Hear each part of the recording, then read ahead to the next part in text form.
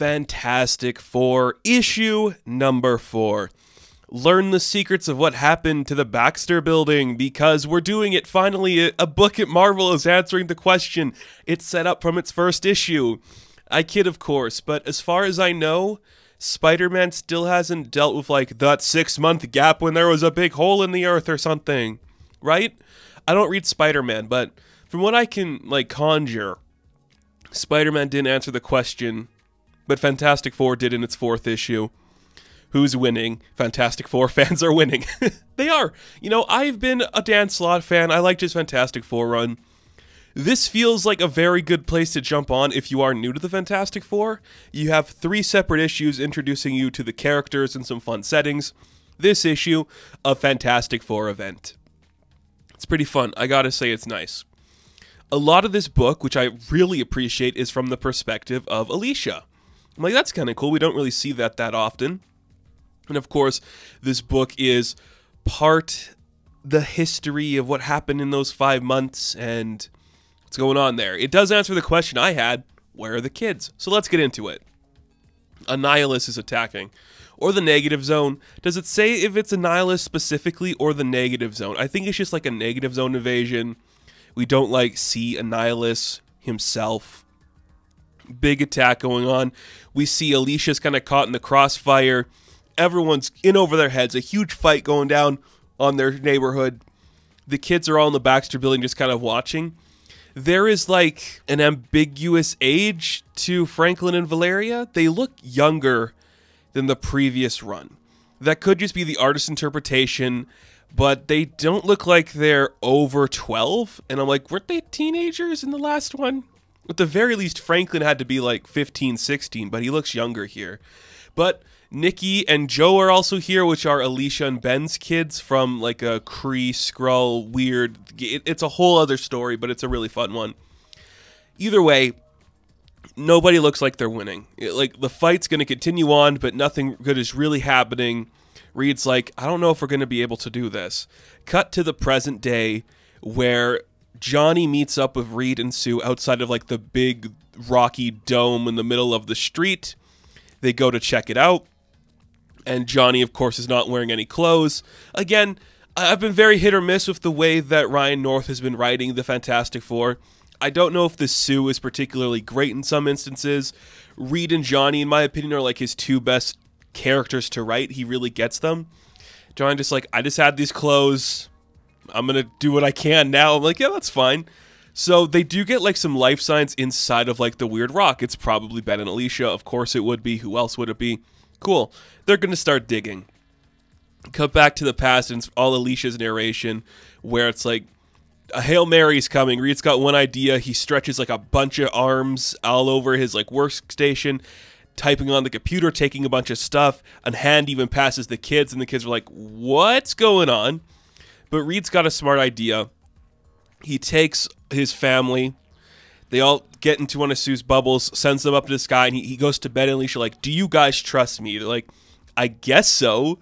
And you see Alicia's like, I mean, if it stops this, I do trust you. And he's like, okay, this might work. So he hits a button on like a weird device. The Baxter Building lights up into a color, and then boom, a big crater on the street. And you just get like Alicia's narration, like, if I knew that's what he was going to do, I wouldn't have let him do that. And I'm like, okay, what did Reed do? He made a huge crater in the middle of New York, but this is what happened. See, this is where I'm like, this is a good idea for Reed, because it's a plan he would have, and he over-explains everything to the point where it doesn't even sound like a real plan happened. The invaders of the negative zone, he like changed like the center of like what the Earth is to orbit around the sun, so when they like attack at a certain time, he changed like, I don't know, like the direction of where they would land, so they would land 6 months and just be in like the dead of space and just choke and die. Because of that, he also had to send like everyone in like the neighborhood radius into another dimension that would be gone, and that it would return in precisely 31,556,896 seconds, which means everyone in that neighborhood was sent to a new space that would return to its primary location in exactly 1 year from the point. Everyone in separate buildings, everyone in their own building, including Franklin and Valeria and Nikki and Joe. So Reed's plan was send the invaders into space, save everybody in the block that could be hurt by sending them to a new location for a year, and not tell them that happened. And I love, like, the next page is probably my favorite of the book because it's just, okay, Alicia and Ben are like, hey, that was a good plan. Can't we just, like, bring them back now? He's like, no, it's not possible. Then Ben's like, I know, we'll just go to the future and come back with them. He's like, no, it's not possible. Like, the only reason we were able to stay behind is to monitor if this is going to work. Like, there was a lot of destruction here. Like, it was dangerous. And he's over-explained, like, there was like a 0.0041% chance of this working. We had a success rate of this high. We had to do these kind of things. And so Alicia's like, you risked your own kids for this? And then she starts screaming at him. Just like, I can't believe you decided you're going to let our kids be alone for a year in a place they don't know. And only your daughter's potentially going to be the one to do anything. And as she's screaming at him, I love this. He just goes, Ben, if you could, like, hey, Ben, control your woman. And then Ben's just like, Reed, did you just tell me to tell my wife to get in line? And I'm like, oh my God, that is amazing, because that is exactly how you'd imagine Reed would react. And I'm like, okay, I can buy that. But you think it would just be the Baxter building, but it's a lot of people. You see, oh shit, some family just lost their baby. There's some kids without their parents now. There's people all over the place who are homeless and stranded without this. Of course they would hate the Fantastic Four.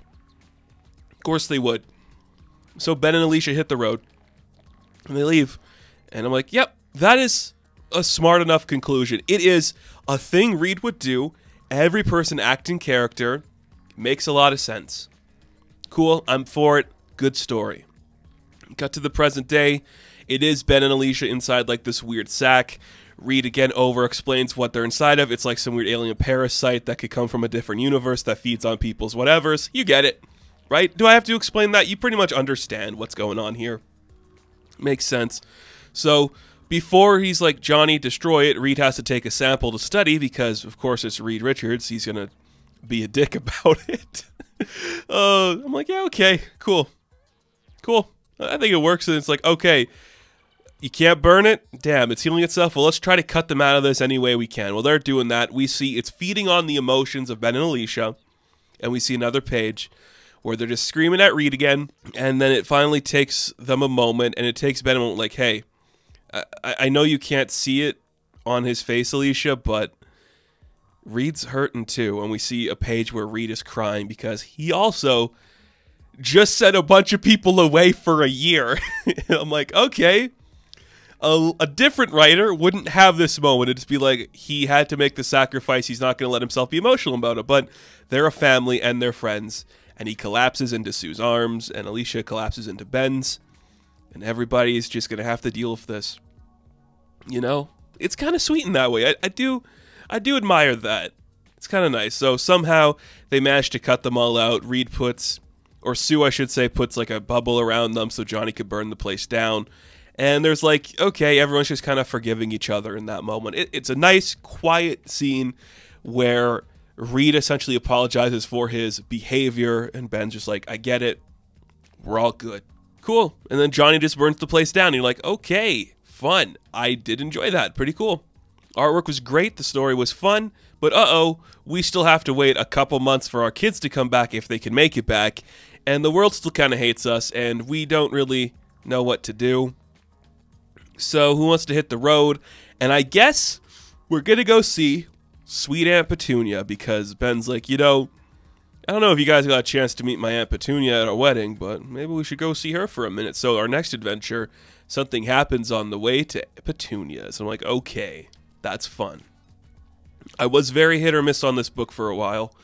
This issue, I think, solidified there was a pitch here, you know? A road trip story that's non-celestial for the Fantastic Four is kind of fun. These big, larger-than-life threats always coming to them. That's an area to explore. I do think that's interesting. So, yeah, I don't hate this issue at all. It explained itself well. Everyone had their moment to be emotional and vulnerable. Johnny's not wearing pants. What else do you really want? Like, that's pretty much all you need. Cool.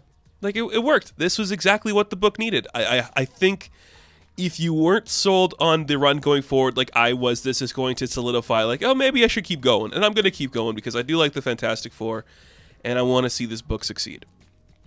So, the Fantastic Four, issue number 4, I am going to give an 8 out of 10.